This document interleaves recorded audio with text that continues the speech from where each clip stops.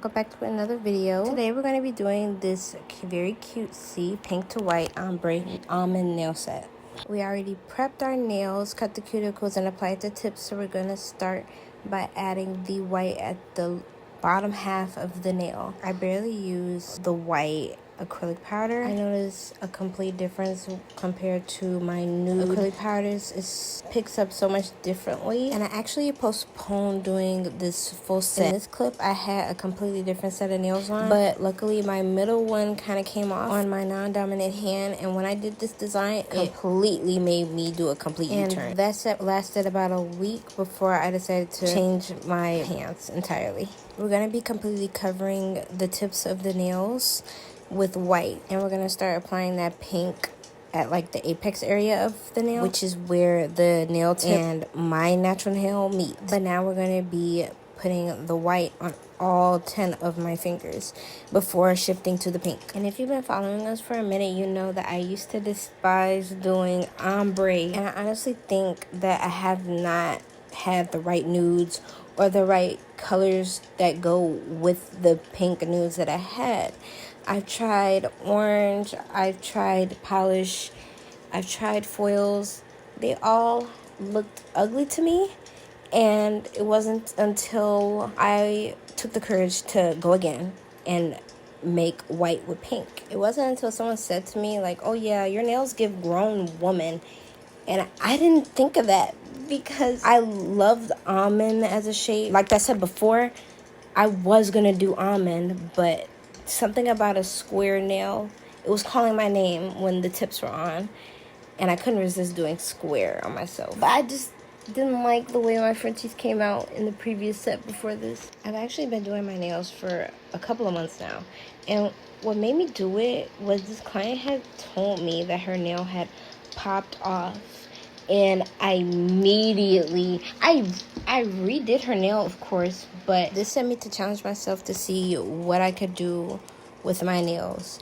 I didn't have that many clients, so I was really experimenting on myself, experimenting on the prep work, experimenting on my retention to see what I was doing wrong. You can see me adding the pink right near my cuticle. I'm really pushing it up into the cuticle and using it as my cuticle bead as I set it into like all the cracks and crevices of my cuticles. I'm gonna drag it down, and that's where the melting happened. But as I was seeing, I went ahead and just tracked my retention to see I was doing wrong and where I went wrong with doing her nails. And I've noticed a few things actually. I noticed that when I do my nails with my dominant hand, that they last a lot longer, and that's just because I have more control over the bead with my dominant hand compared to holding the acrylic brush with my left hand, which is my non-dominant hand. And it really messed up a lot of things, like where I place my cuticle beads.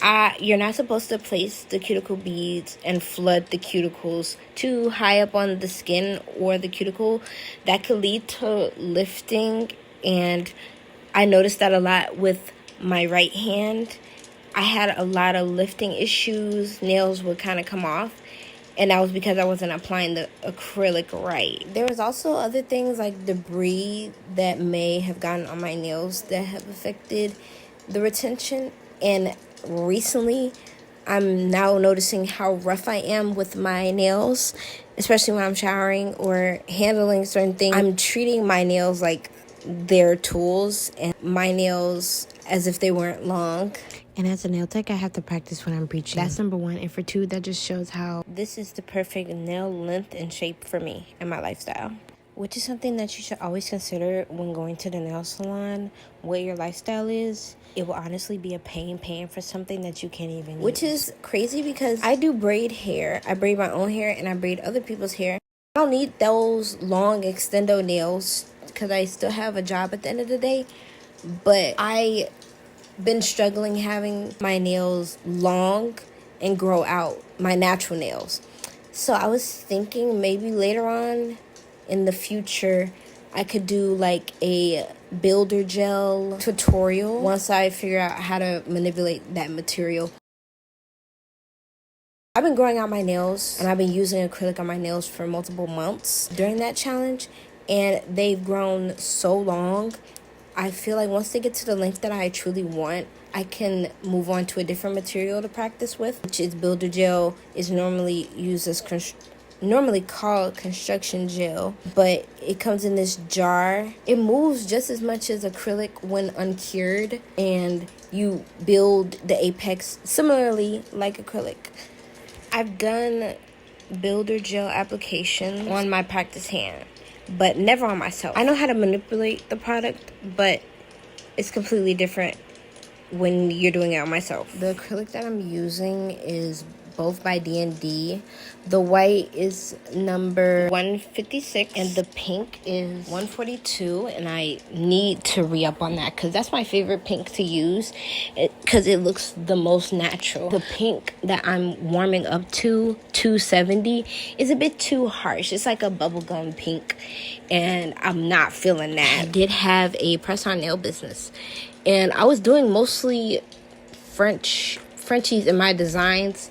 And for that, with different people, you kind of need a universal nude. And what I've noticed is that with these nudes, it's like you need something flesh-like. But finding the perfect nude is more of an individualized journey. Whatever nude fits you and your skin tone best is completely up to you. As I'm watching the video move forward, I noticed a difference in the way I've been doing nails recently. I think the more that I practice on myself, the more I get used to being familiar with the cuticle area, because the cuticle area can really make or break the retention of your nails. And I should have thought about using myself as my first client to begin with, but most nail techs deal with lifting and problems with their retention. Even the most experienced nail techs are going to have problems with retention, and you're not going to have the perfect lifestyle unless you sit still for some reason. Nails are not indestructible. They break just as much as you do, and your nails can only take but so much. So being gentle with your nails is something that you always want to prioritize no matter what lifestyle you're living.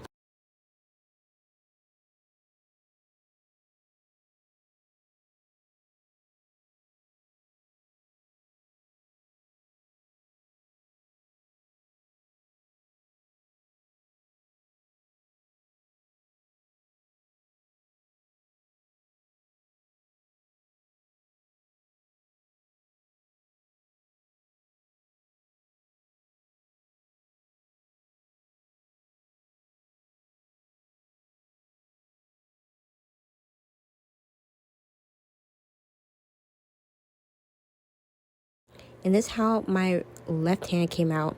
It came out so cute. The white and pink blends perfectly together. And we're going to move on to my left hand now.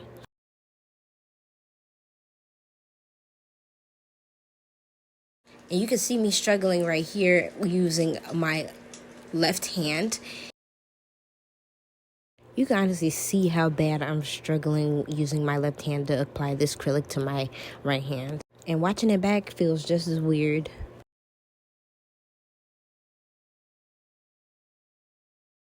And I even had to put my hand on a type of pedestal to make sure I was doing it right. And you can't, it went out of focus here, but I was struggling. Also, thing about acrylic is that gravity does most of the work for you in regards to manipulating beads. So having my hand horizontal like this was setting myself up for failure because it was making that acrylic go upwards into my cuticle when really it's supposed to go down. That's also for safety reasons. Like, I don't want to get contact dermatitis, but I'm also wanting that to blend and get like a seamless blend. And I find it so strange that people can actually write with their left hand, but I find it even stranger that people can do nails with just their left hand.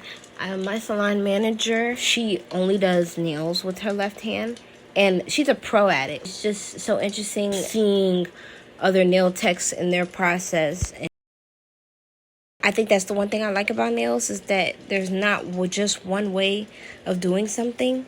There's like multiple ways to get a design done. But you can see here that I'm just cleaning up the acrylic that may have fallen on my skin quickly before it starts to set. And maybe handling drier beads would help with the manipulation with the acrylic bead. The drier the bead, the more time that you have manipulating it, having an easier time placing it where you want it to go.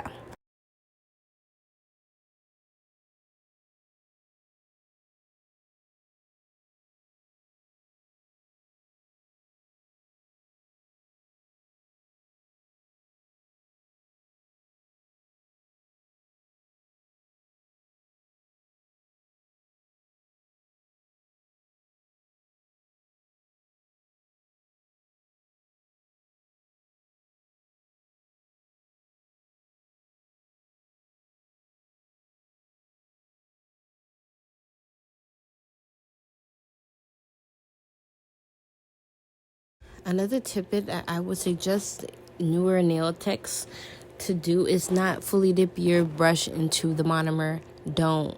You can get the air bubbles out, sure, but the slightest dip of monomer, it will be making the biggest impact on your beads and how big your beads will end up being. So definitely be light when you're tapping into that monomer.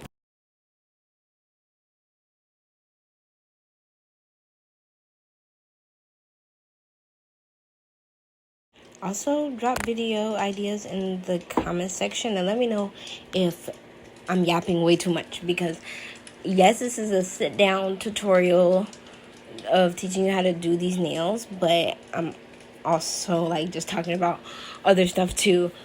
And I'm really putting music in any of my videos because I feel like I have been off of YouTube for so long that it's like, I need to catch up with you guys. I need to know how you guys are doing, what's new. Because while we were away, we went through so much of life and we didn't document any of it. We didn't make any vlogs.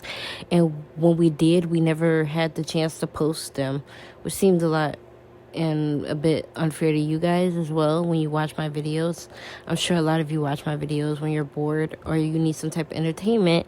And I kind of left you guys high and dry. So, of course, I wanted to spice it up. YouTube is something that I always wanted to do, but I never put the paint to the canvas when it comes to actually doing something and following through.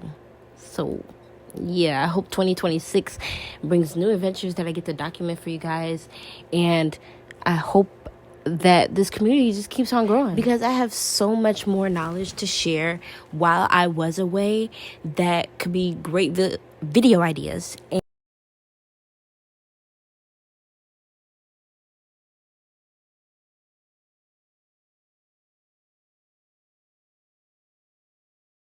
And this is how the nails came out. I am so impressed with myself as far as shaping, blending, and they look so natural. Like, girl, I ate down on this set. But I hope you guys enjoyed the video. Thank you so much for watching, and I hope to see you soon in the next video.